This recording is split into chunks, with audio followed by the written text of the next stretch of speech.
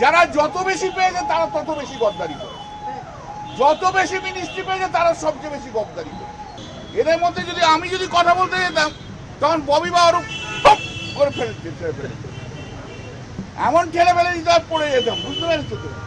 আজকে ওরাই চলে গেছে, ওরা বিজেপির সাপোর্টে রয়েছে, ওরা শুভেন্দু অধিকারীর সাপোর্টে রয়েছে, পুলিশ সঙ্গে রয়েছে, ইডির সঙ্গে রয়েছে। লড়কে লেंगे, देख ले ऋतुव्रत, सीपीएम से आदमी आके जो मर्जी वो करते हैं। তাহলে তুমি 2026-এ নির্বাচনের টিকিটে তুমি লড়লে সর্বভারতীয় তৃণমূল কংগ্রেসের, আর সিম্বলকে দিল মমতা বন্দ্যোপাধ্যায় চেয়ারপারসন হিসেবে। তাহলে তুমি 2026-এ মেনে নিচ্ছ। যদি না মানো তাহলে তোমার নির্বাচনটাই তো ফ্রড হয়ে গেছে। আজকে যে আমরা এসছি, আজকে আমি আছি, মহুয়া মৈত্র আছে এবং সাগরিকা ঘোষ রয়েছে। আমরা 3 জন এমপি আজকে এসে জমা দিয়েছি আমাদের রিপ্লাই, যেটা ইলেকশন কমিশন চেয়েছিল, যেটা ঋতুব্রত ব্যানার্জিরা ক্লেম করেছিল, অ্যালেজ ক্লেম দ্যাট ওরা একটা all India Trinamool Congress form করেছে তার প্রথমত তারা কি বলছে? তারা বলছে যে 3 বছর হয়ে গেছে, 2022 থেকে 3 বছর হয়ে গেছে। তাহলে 3 বছর হয়ে গেলে লাইফ চলে গেছে এআইটিসি আর ওয়ার্কিং কমিটি। 1997 সালে West Bengal Trinamool Congress was recognised as a political party. Election commission তাকে রিকগনাইজ করেছিল এবং তার পরবর্তীকালে ডিসেম্বর মাসে মাননীয় শ্রীমতী মমতা বন্দ্যোপাধ্যায় এবং মাননীয় লেক অজিত পাঁজা, তখন এক্স এমপি হয়েছিল, তারা বলল এফিডেভিট করে যে তারা কোনো পার্টির মেম্বার নয়, তারা তৃণমূল কংগ্রেসে রয়েছে এবং স্পেশাল সিম্বল চাইল গ্রাস অ্যান্ড ফ্লাওয়ার। সেইটা 30শে December 1997 full bench of the election commission সেই সিম্বল অ্যালট করলো, রিকগনাইজ করলো। যে 98-এ তৃণমূল কংগ্রেস নির্বাচনে গেল, 7 জন এমপি হলো। 99-এ তৃণমূল কংগ্রেস নির্বাচনে গেল, তখন 8 জন এমপি এলো। এরপর 2000 সালে এই ওয়েস্ট বেঙ্গল তৃণমূল কংগ্রেস তারা লিখিত দিল যে আমরা এখন সর্বভারতীয় তৃণমূল কংগ্রেস রয়েছে, কারণ আমাদের বিভিন্ন স্টেটে আমাদের ব্রাঞ্চ মানে অফিস রয়েছে। সেই ভিত্তিতে election commission West Bengal Trinamool Congress থেকে অল ইন্ডিয়া তৃণমূল কংগ্রেস করল এবং সেই সময় জানালো তৃণমূল কংগ্রেস যে আমাদের 3 বছরের যেটা ছিল সেটা অ্যামেন্ডমেন্ট হয়ে 4 বছর হয়ে গেছে। কনস্টিটিউশন অ্যামেন্ডমেন্ট হলো, সেই কনস্টিটিউশন জমা পড়ে গেল। এরপর 2006 সালে মমতা বন্দ্যোপাধ্যায় সর্বভারতীয় তৃণমূল কংগ্রেসের চেয়ারম্যান হিসেবে তখনকার সেক্রেটারি ইলেকশন কমিশনকে জানিয়ে দিল যে আমাদের সংবিধান পরিবর্তন হয়েছে, 4 বছরের জায়গায় 5 বছর হয়েছে। তাহলে 2006 থেকে এই যে life of the Trinamool all India Trinamool Congress এবং working committee, national working committee, তার লাইফ 5 বছর হয়ে গেল সংবিধান পরিবর্তন। এবং সংবিধানের একটা জায়গায় বললো অর্ডিনারিলি 3 বছর ধরে বিক্রি করবে, কিন্তু লাইফ 5 বছর থাকবে। তার মানে আউটার লিমিট হচ্ছে 5 বছর। অর্ডিনারি কথাটা তো নট ম্যান্ডেটরি। এরপর থেকে ইলেকশন কমিশন চিঠি দিত 5 বছর অন্তর অন্তর যে তোমরা ইলেকশন করো, তোমরা ইলেকশন করো। ইলেকশন তারপর থেকে 5 বছর অন্তর অন্তর যা ইলেকশন হয়েছে সব কাগজপত্র সব পাঠানো হয়েছে, ব্যালেন্স শিট, হেন তেন যা যা রিকোয়ারমেন্ট হয়েছে, যা যা হয়েছে। এবার 2022-এ এসে সর্বভারতীয় তৃণমূল কংগ্রেস কমিটির নির্বাচন হলো। নির্বাচনটা কিভাবে হলো? ফার্স্ট হলো ব্লক লেভেল। ব্লক লেভেলের পরে রিপ্রেজেন্টেটিভ থাকে জেলা লেভেলে। এবার হলো জেলা লেভেল। জেলা লেভেল থেকে হলো নির্বাচন হয়ে এলো রাজ্য লেভেল। এবার রাজ্য লেভেলের থেকে সমস্ত রাজ্য, একটা পশ্চিমবঙ্গ রাজ্য নয়, আর যে সমস্ত রাজ্য আছে সবাইকার মিলিয়ে যে নির্বাচন হলো, তখন এআইটিসি তৈরি হলো। এবং এআইটিসি তৈরি হওয়ার পর এআইটিসিতে চেয়ারপারসন হিসেবে নির্বাচিত হলেন মমতা বন্দ্যোপাধ্যায়, চেয়ারম্যান হিসেবে সর্বভারতীয় তৃণমূল কংগ্রেস। তারপর ন্যাশনাল ওয়ার্কিং কমিটি তৈরি হলো, সেখানেও চেয়ারপারসন মমতা বন্দ্যোপাধ্যায়। তাহলে 2022 থেকে 2026 ওদের কেস কি লাইফ এক্সপায়ার করে গেছে 3 বছরে?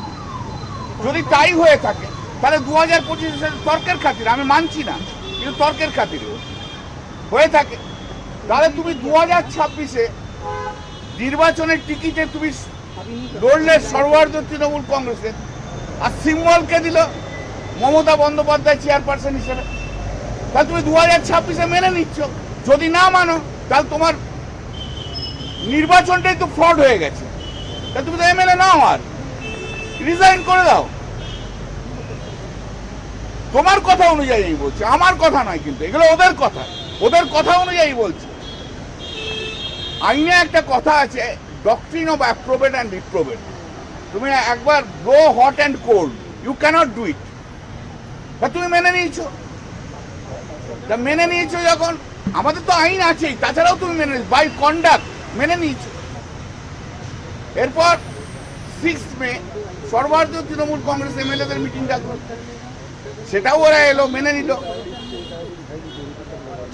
তারপর 19 মে মিটিং ডাকলো, সেখানেও এলো, সই করলো, সর্বভারতীয় তৃণমূল কংগ্রেস মেনে নিল। এরপর এটা পুলিশের ঋতুব্রত ব্যানার্জি কমপ্লেন করলো, 4 সিগনেচার নিয়ে জেনানি চলছে, সেখানেও বললো আমি সর্বভারতীয় তৃণমূল কংগ্রেসের মেম্বার, এমএলএ। এবার 3 জুন যে বললো, স্পিকারের কাছে একটা চিঠি দিল ওয়েস্ট বেঙ্গলের, সেখানে বললো আমরা সর্বভারতীয় তৃণমূল কংগ্রেসের ব্লক, তারাও মেনে নিলে। এরপর পরে এসে বলছো 3 বছর হয়ে গেছে, এক্সপায়ার করে গেছে, তাই জন্য আমরা নতুন করে একটা সর্বভারতীয় তৃণমূল কংগ্রেস তৈরি করছি। সর্বভারতীয় তৃণমূল কংগ্রেস তৈরি করতে গেলে কনস্টিটিউশন অনুযায়ী, ওরা বলছে কনস্টিটিউশন আছে, তাহলে কনস্টিটিউশন অনুযায়ী নিয়ম কি? আগে ব্লক তৈরি হবে, ব্লক তৈরি হওয়ার পর ডিস্ট্রিক্ট তৈরি হবে, ডিস্ট্রিক্ট তৈরি হওয়ার পর স্টেট তৈরি হবে, স্টেট তৈরি হওয়ার পর সর্বভারতীয় তৃণমূল কংগ্রেস তৈরি হবে, বিভিন্ন স্টেট তৈরি হবে। তা তো হয়নি, একটাও হয়নি, কেউ দেখেনি। কোথা থেকে রিপ্রেজেন্টেটিভ, কোথা থেকে ডেলিগেট আসছে, কে ডেলিগেট তৈরি করে দিল? নাম্বার 1, নিয়ম মানেনি, নিয়ম বহির্ভূত। নাম্বার 2, কোথায় ভাই মিডিয়াতে তুমি সার্কুলেট করলে? নিয়ম অনুযায়ী এবং আগের প্র্যাকটিস অনুযায়ী আমরা দুটো নিউজ পেপারে আমরা যা এটা অ্যাডভার্টাইজমেন্ট করতাম, হয়নি। স্পেশাল সেশন যেটা বলছে সেটা হয় কখন হয়? সর্বভারতীয় তৃণমূল কংগ্রেস যখন ডিসাইড করে কমিটি যে একটা স্পেশাল সেশন হবে, তাই হবে। তা তুমি সর্বভারতীয় তৃণমূল কংগ্রেস তখন এক্সিস্ট করছে, তারা বলেনি। তুমি না মেম্বার হয়ে সর্বভারতীয় তৃণমূল কংগ্রেস তৈরি না করে কি করে স্পেশাল সেশন করো? রং, ইলিগাল। স্পেশাল সেশনে কখনো ইলেকশন হয় না, জেনারেল সেশনে ইলেকশন হবে। এইবারে দেখো, অল এমপিস অ্যান্ড এমএলএস আর এক্স অফিসিয়াল মেম্বার, তাদেরও ভোট দেওয়ার অধিকার আছে। 2022-এ যারা ছিল এমপি এমএলএ, তাদেরকে নোটিশ দেয়নি, ইনক্লুডিং 2024 সবাইকে নোটিশ দেওয়া। তাহলে নোটিশ নেই, কিছুই নেই। একটা হোটেলে কখনো সর্বভারতীয় তৃণমূল কংগ্রেস তৈরি হয়নি। তৃণমূল কংগ্রেসটা হচ্ছে তৃণমূল লেভেলের,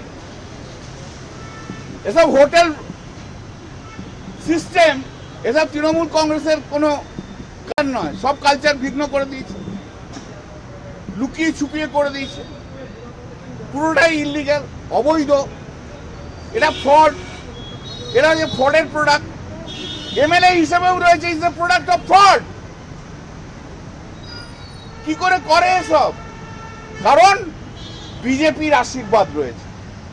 আমরা আজকে যা জমা দিয়েছি, আমরা যা বলছি, আমরা লিগ্যালি সাউন্ড, কিন্তু ওরা বিজেপির সাপোর্টে রয়েছে, ওরা শুভেন্দু অধিকারীর সাপোর্টে রয়েছে, পুলিশ সঙ্গে রয়েছে, ইডি সঙ্গে রয়েছে, সিবিআই সঙ্গে রয়েছে, অনেক ইনস্টিটিউশন সঙ্গে রয়েছে। তাই ওদের ইলিগাল ওয়ার্কটাও হয়তো লিগ্যাল হবে, কিন্তু লিগ্যালি উই আর সাউন্ড। লড়ে নেবো পশ্চিমবাংলায়, দেখিয়ে দেবো। আবার বলছি, আদালতে দেখাবো, জনতার আদালতে দেখাবো, মানুষের কাছে যাও। যারা যে কর্মীরা তোমাদের জিতিয়েছে তাদের কাছে যাও, হিম্মত থাকে তো। মেরুদণ্ডহীন একদিনও ঋতুব্রত ব্যানার্জি উলুবেড়িয়া যেতে পারেনি এখনো, অরূপ রায় বাড়ি থেকে বেরোতে পারেনি, ববি হাকিম মেটিয়াপুরকে করতে পারেনি। আর এটা তো সবচেয়ে বড় গদ্দার, সবচেয়ে বেশি পেয়েছে আর সবচেয়ে বেশি গদ্দারি করেছে। সমস্যা হচ্ছে একটা, এটা আমার মত, যারা যত বেশি পেয়েছে তারা তত বেশি গদ্দারি করে, যত বেশি মিনিস্ট্রি পেয়েছে তারা সবচেয়ে বেশি গদ্দারি করে। দিদির পাশে থাকতো কারা? চন্দ্রিমা ভট্টাচার্য পিছনটায় ঘুরতো, ববি, অরূপ, ইন্দ্রনীল সেন। এদের মধ্যে যদি আমি কথা বলতে যেতাম, তখন ববি বা অরূপ করে এমন ঠেলে ফেলে দিতে পড়ে যেতাম, বুঝতে পেরেছো তো? তা আজকে ওরাই চলে গেছে, আমরাই রয়েছি। তো আমরা এটা দেখে নেবো, এটা আইনের মতো আমরা করে সব দেখে নেবো। आज हम लोग आए थे, अरे यार, आज हम लोग आए थे,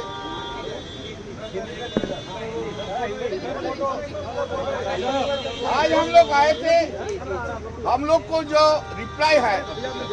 रिप्लाई मांगा था इलेक्शन कमीशन ने, वो जो ऋतुब्रत बैनर्जी जो एक कंप्लेंट किया है, उन्होंने बोला है एलएस फॉर्मेशन ऑफ एआईटीसी, उसका बारे में रिप्लाई में हम लोग बोल दिया। उसका पहले क्या वक्तव्य है?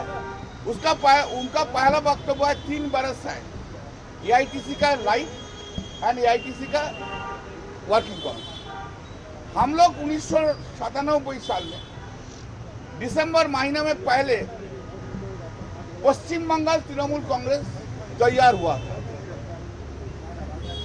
उसका बाद दोनों एमपी, एक्स एमपी, एक ममता बनर्जी और एक अजीत पांडे, दोनों ने एफिडेविट करके बोल दिया कि वो लोग कोई